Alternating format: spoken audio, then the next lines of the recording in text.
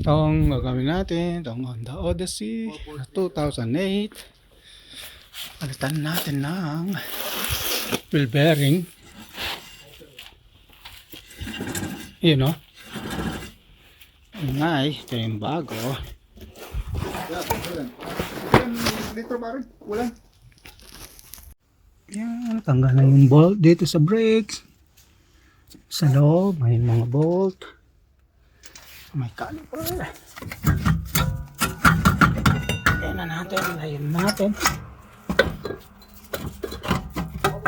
Yan o. Yun, ang ganyan.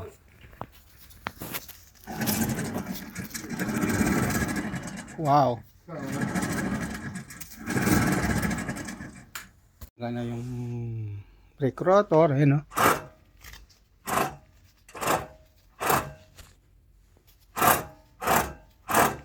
Ingay. Yan, natanggal natin yung apat na bolt na 17. Ito. Kaya na natin yung bearing.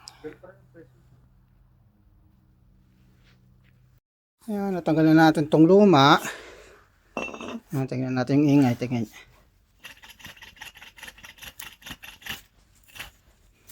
Okay. Yan, lagay na rin natin yung bago. Yan, natork na natin yung mga bolt. Yan, lagay na natin lahat. Ayan na. Pero bago yan, lagyan natin ng tie system dito.